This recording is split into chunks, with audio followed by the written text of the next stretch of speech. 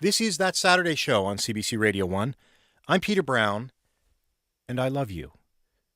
Okay, that was weird. I don't feel good about that. I don't understand this. I don't know when I can say I love you and when I can't. Obviously, I couldn't just then. And this has always troubled me. I have no beat on this. Luckily for me, luckily for all of us, Lisa Gabriel is here to set this straight once and for all. Lisa is in Toronto. Hi, Lisa. Hi, Peter. Lisa, what are your credentials in this area of expressing affection?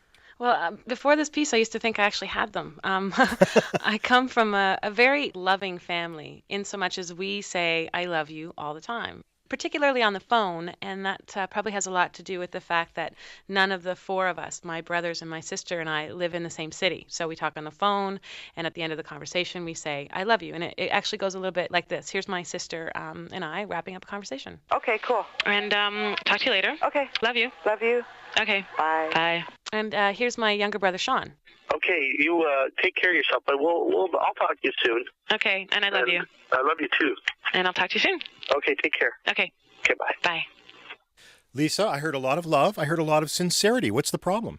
Well, I think with my family, I'm not quite sure there's a problem. But with the rest of the world, I'm starting to think there might be. Loving has gotten me into a little bit of trouble, in fact, saying I love you.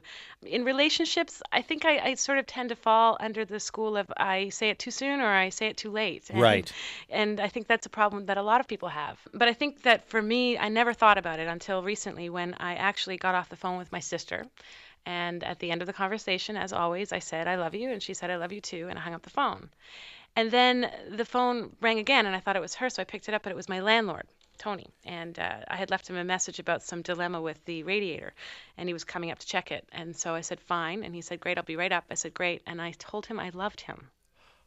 You told him you loved him. Yes, but I didn't. I don't. I like my landlord very much, but I don't love my landlord. But because I was in the habit of saying I love you, and I just got off the phone with my sister, and we had this heartfelt conversation, I said I love you, and I was mortified because I didn't know what to do with this love. It was out there. It was floating around. Tony was on his way up the stairs. So I just avoided eye contact and did what any good wasp would do, even though I'm not a wasp. I just pretended it never happened. What did Tony do when you said it? He said, well, Benilda and I, his wife, really enjoy having you live there too, Lisa. He was polite about it. I just sort of thought, well, since we're in this Valentine's Day spirit for this week, I thought, well, I'm going to actually take a really good look at, first of all, how often I say it, how often I don't say it, and compare and contrast people's responses to my saying it to them. Since I can't talk to my landlord anymore, I thought I'd sort of start out by testing it out on close friends. And here's my old friend Steve, and we've known each other for about 14 years.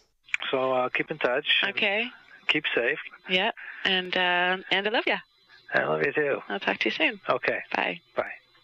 Now, Lisa, you made it more casual there. You said, I love ya, not I love you. That's a good catch. But so far, so good. That didn't sound too painful. No, it was painful. Steve scolded me when I called him back to tell him what I was doing because I didn't want him to worry. And I thought if I told him I loved him, he would worry. Yeah. He'd be like, well, that was kind of a heavy way to end a conversation. And he told me you can't throw I love you around indiscriminately because people will think you want something from them. Oh, that's horrible. I know. And I know he loves me, but I think he said it for the same reason my landlord didn't say it. He said I love you at that moment because it was the easiest thing to say. And that's my least favorite kind of I love you.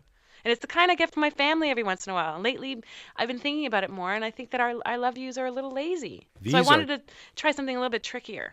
Oh, what do you mean trickier? Well, I wanted to tell somebody who I'm close to, I care about, I see almost every day, that I love them. And so the person that called me next was my business partner, Jamil. And I tell you, I had to really gear myself up for this one.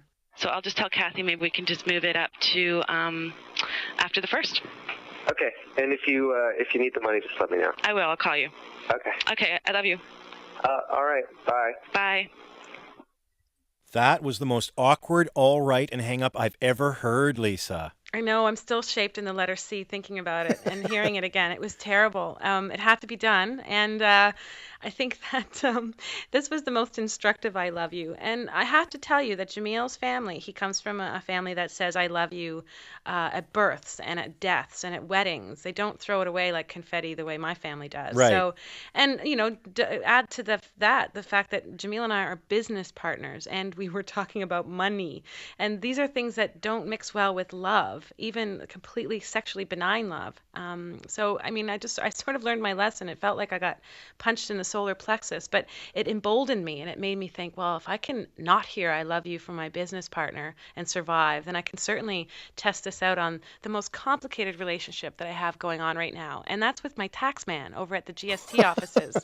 We've been going back and forth for months now, Peter, and over this dispute over a significant amount of money that Mr. Arden thinks I owe him, and I think I only owe him this much. And to sort of verify our closeness, I don't even know his first name. And I'm going to probably get my taxes done soon this year, so I'll try and get that paid off before the summertime so I don't have to put you through this again. That's okay. Okay, love you. Love you too.